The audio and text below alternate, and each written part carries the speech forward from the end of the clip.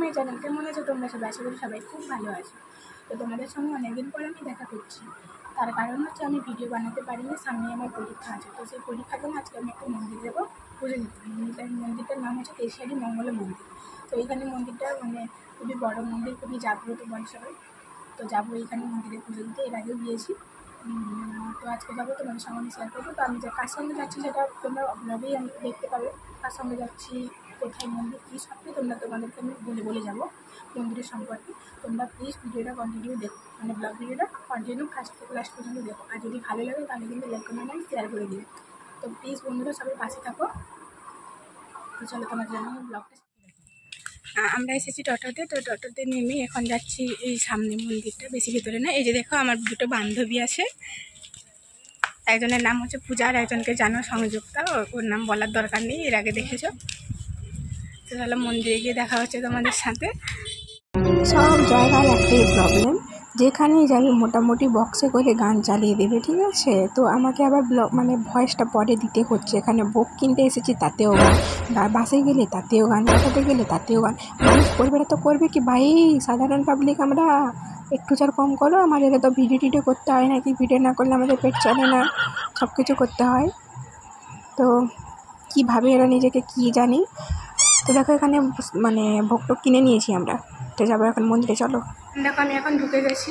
তো মন্দিরটাকে আমি তোমাদেরকে ব্যাক ক্যামেরায় পুরো দেখাবো, আর স্টোরিটাও তোমাদের সঙ্গে আমি শেয়ার করবো। এখানে স্টোরিটা হচ্ছে, আমি যতটুকু জানি, মানে এখানের যে মানে কী বলে শীতলামা, উনি নাকি এখানে একটা কাঁটার গাছ ছিল, ওইখানে নাকি এসে বসেছিলেন। তো আমি তোমাদেরকে পুরোটাই বলবো।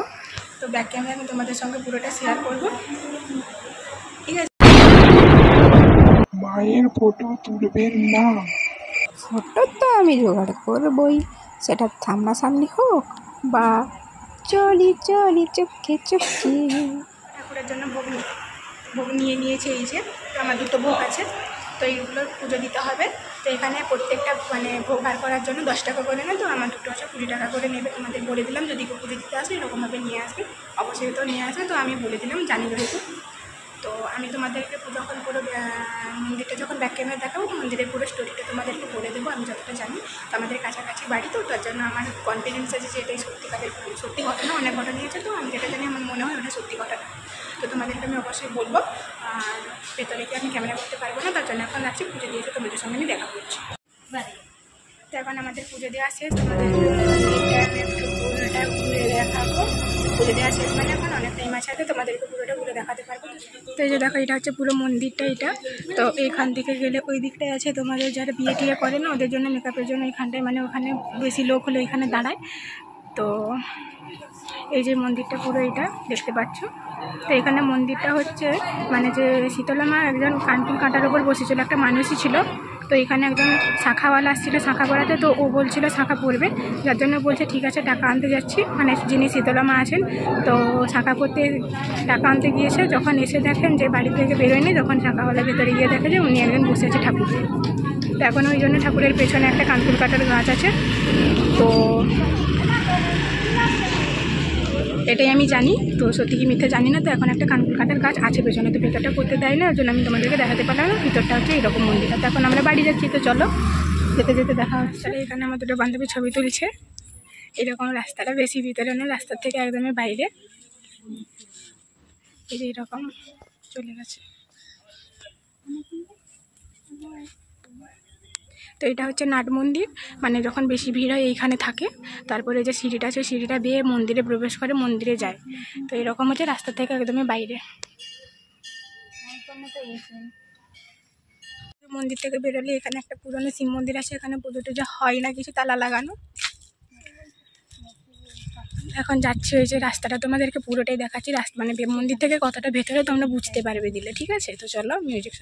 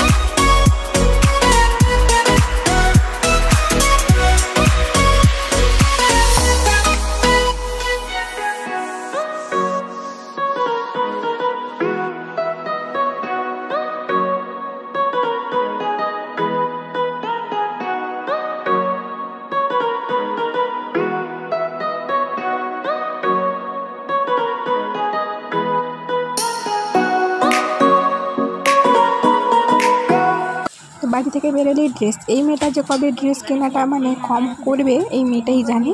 তো এই ভিডিওটা যদি দেখেন আমি যে কথাটা বললাম আমাকে লিটারালি ঠ্যাঙাবে। তো ঠিক আছে, ঠ্যাঙাক আর যা করে বলে দিয়েছি, চলো আমরা তো সব তোমরা উপরে। এই কুর্তিটার স্টাইলটা ভালো লাগছে, কালারটাও সুন্দর লাগছে, তাই এরকমগুলো প্রচুর তুই একটা যেটা অনেক লং, তার উপরে আরো লং। এইটা ভালো লাগছে, এই কুর্তিটা। তো ওই মরু মানে পরীক্ষা সামনে আসতে আমার মাথাটাও যেন কাজ করছে না, মেরুন কি মরুন বলছি। তো যাই হোক, মেরুন কালারের কুর্তিটা নিয়েছে। এই দোকানটা তোমরা দেখো ভালো করে, খুবই সুন্দর সুন্দর কুর্তি রাখে, ড্রেস রাখে, আমার তো খুবই পছন্দ। তো সেখান থেকে বেরিয়ে এসে দেখো খাওয়ার দোকানে চলে এসেছি, তোমরা দেখতে থাকো অ্যান্ড জাস্ট এনজয়।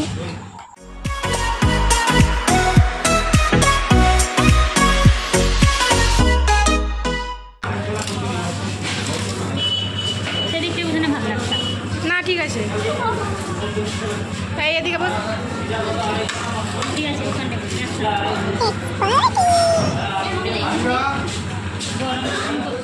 তো এখন আমাদের পার্টি করে এসেছি এই দোকানটাতে পাস্তার সস নিতে। ফাইনালি বাড়ি যাবো এবার। তো দেখো আমি এখন বাড়িতে পৌঁছে গেছি। তো আসার রাস্তাটা আমি তোমাদেরকে দেখাইনি, কারণ টোটে আসছিলাম, তোমরা কিছু বুঝতে পারবে না, ওই জন্য তোমাদেরকে আমি দেখাইনি। তো তোমরা পুরোটাই ব্লগে বুঝতে পেরেছো যে কী আছে না আছে। মন্দিরটা কিন্তু সত্যি খুবই ভালো, খুবই জাগ্রত মন্দির। তো যতটা গল্প জানতাম তোমাদেরকে বলে দিয়েছি। তো আজকের মতো ব্লগটা আমি এখানেই শেষ করছি। দেখা হবে তোমাদের সঙ্গে নেক্সট ব্লগে। আজকের মতো টাটা, সবাইকে, সবাই খুব ভালো লাগবে।